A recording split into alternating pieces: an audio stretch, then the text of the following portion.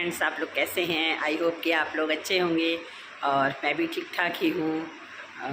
आज मैं बनाने जा रही थी ये ककोड़े की सब्ज़ी। ये देखिए, खेकसी बोलते हैं हम लोग यहाँ, कई जगह ककोड़ा बोलते हैं, इसलिए मैंने ककोड़ा शब्द यूज़ किया कि आप लोग समझेंगे या नहीं समझेंगे। तो हम लोगों के यहाँ इसको खेकसी बोलते हैं और ये इस मौसम में ये मिलती है, 1-1.5 महीना मिलेगी अभी, क्योंकि ये कमरछठ में भी खाई जाती है।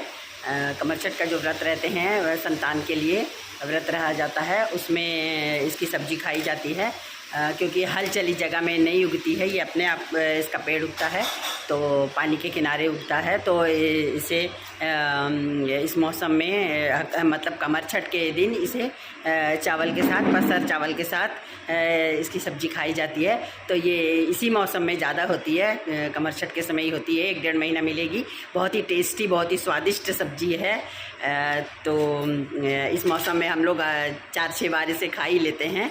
तो वैसे बड़े बड़े ककोड़े भी मिलते हैं, लेकिन वो उसमें वो स्वाद नहीं होता है जो ये देसी खेकसी में होता है। और ये बहुत ही टेस्टी, में देखिए मैंने धो के ला के रखा है, बहुत ही टेस्टी लगती है, धो के ला के रखा है। अब इसे मैं काट लूँगी और आलू वगैरह डालकर इसे बनाऊंगी। तो चलिए, सबसे पहले इसको चॉपिंग वॉपिंग इसका करके उसके बाद बनाते हैं। देखिए, ये मैंने खेकसी पूरी काट ली है। काटने के बाद फिर एक बार धोई हूँ, क्योंकि इसके ऊपर काला काला टाइप का आ जाता है कुछ। तो वैसे भी बरसात का मौसम है तो सब्जी को 2-3 बार धोना ही चाहिए।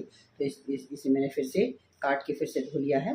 और इस तरह से देखिए, ये पतले पतले पीस मैंने इसके काटे हैं। अब इसे बना लेते हैं।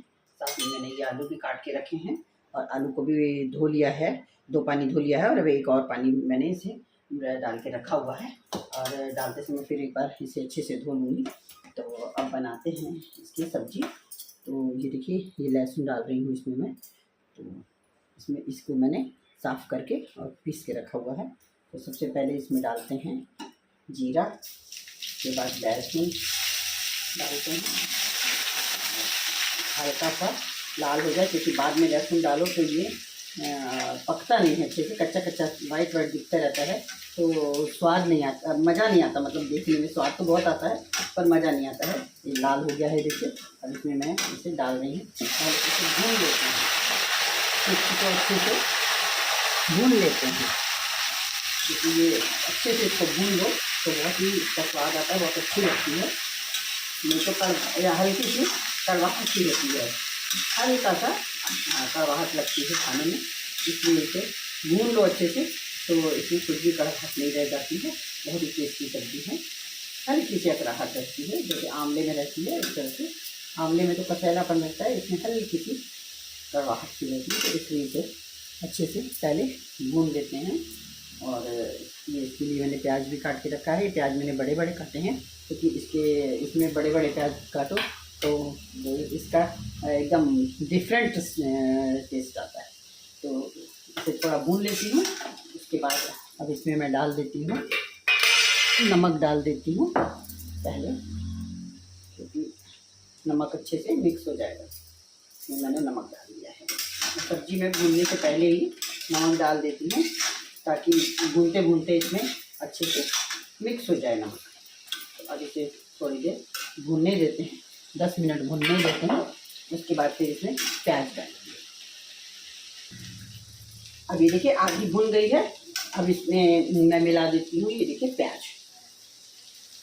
डाल देती हूँ, इसे मिक्स कर देती हूँ। अब इसे भी थोड़ी देर भूनने देती हूँ। इसे कंटोला भी कहते हैं, खेकसी को ककोड़ा और कंटोला भी कहा जाता है। करेले के जैसे दिखती है ये सब्जी,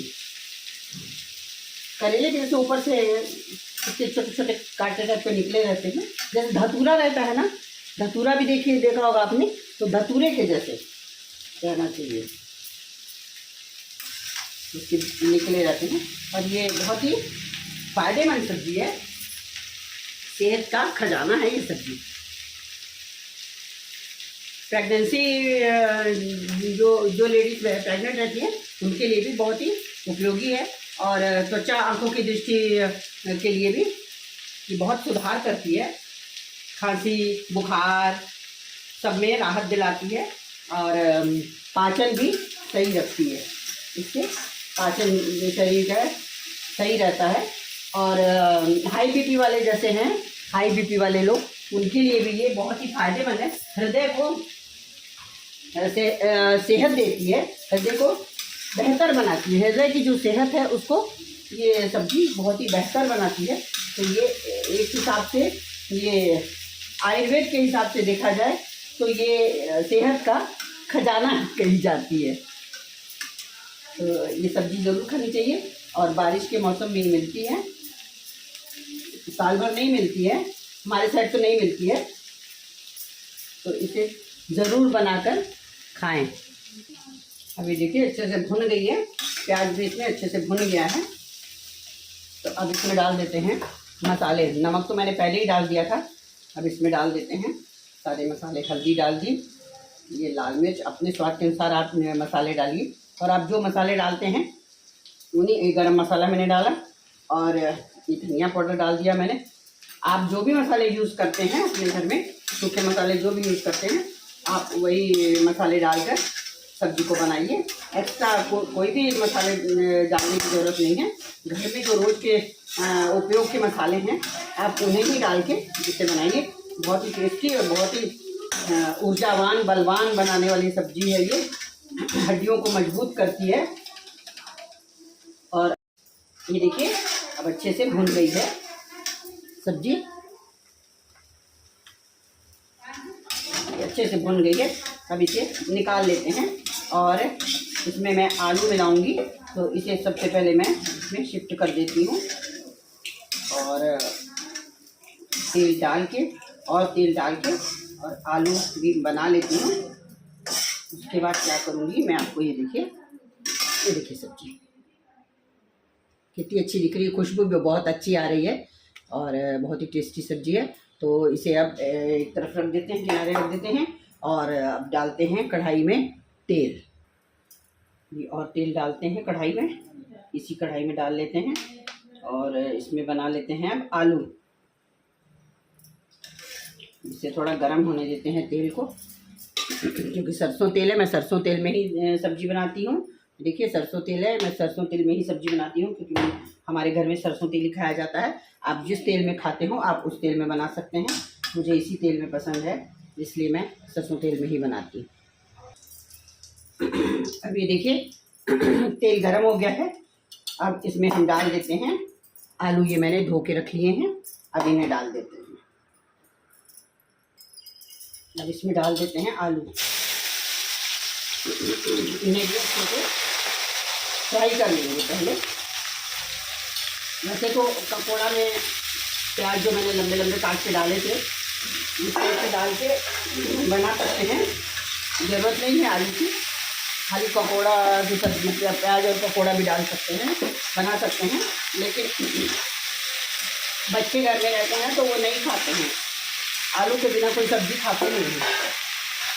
तो हमारे यहाँ तो नहीं खाते हैं, बहुत बच्चे आलू नहीं भी खाते हैं, लेकिन हमारे यहाँ तो बच्चे आलू खाते हैं, तो उनके लिए हमको आलू डालना पड़ता है। तो इसलिए आलू भी फ्राई करके उसमें मिला देते हैं। अब इसमें डाल देती हूँ, जैसे मैंने पकौड़ा में डाला था, नमक डाला था, उसी तरह से उसमें भी मैं सबसे पहले नमक डाल देती हूँ। नमक डाल के ही भूनती हूँ मैं सब्ज़ी, ताकि नमक अच्छे से मिक्स हो जाए। तो ये इसे थोड़ा लाल होते तक थोड़ा भून लेते हैं। आलू क्योंकि लाल लाल भुने हुए अच्छे लगते हैं, कुरकुरे से हो जाते हैं, तो बहुत ही अच्छे लगते हैं। तो इन्हें थोड़ी देर भून लेते हैं। ये देखिए आलू अब लाल लाल हो गए हैं, क्रिस्पी से दिख रहे हैं।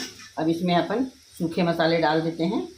थोड़ी सी हल्दी, थोड़ी सी मिर्ची, थोड़ा सा गरम मसाला, थोड़ा सा धनिया पाउडर, सब कुछ मैंने इसमें डाल दिया। अब इसे मिक्स कर देते हैं और इसे थोड़ी और देर पकने देते हैं मसालों को। इस तरह से थोड़ी देर और मसाले इसमें मिक्स हो जाएं, इसे थोड़ी देर और पकने देते हैं और थोड़े क्रिस्पी भी हो जाएंगे। आलू तो क्रिस्पी ही अच्छे लगते हैं, कि और क्रिस्पी हो जाएं। अभी देखिए आलू भी अच्छे से लाल लाल पक गए हैं, क्रिस्प हो गए हैं। अब इसे क्या करते हैं, अब ये जो हमने ये सब्जी बना के रखी थी कंटोला की, इसे इसमें मिक्स कर देते हैं। अब आपको मैंने नाम भी बता दिए हैं। टिक्सी हमारे साइड में कहते हैं, और पकोड़ा भी कहा जाता है इसे, और एक नाम इसका कंटोला है, इसे कंटोला भी कहा जाता है।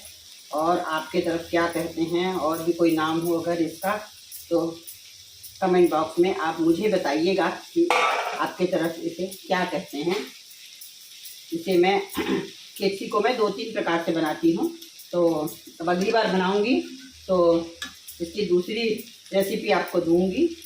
एक तो ये हो गई, एक तो ये भून के बनाते हैं, और दूसरी रेसिपी मैं आपको अगली बार जब केक्सी की सब्ज़ी बनाऊँगी तो ज़रूर दूँगी आपको। अब इसे मिक्स करके थोड़ी देर और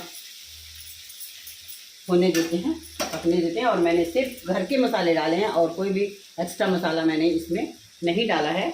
घर के ही मसालों से, सूखे मसालों से बनाई है। आप भी इसी तरह से बनाइए, बहुत ही अच्छी खुशबू आ रही है और बहुत ही मज़ा आने वाला है इस सब्ज़ी को दाल चावल के साथ खाने से। आप इसे पराठे के साथ भी खा सकते हैं, पूड़ी के साथ भी खा सकते हैं, और दाल चावल के साथ भी खा सकते हैं। और हम लोग तो दाल चावल के साथ खाएंगे। और आप भी बनाइए, ज़रूर बनाकर खाइए।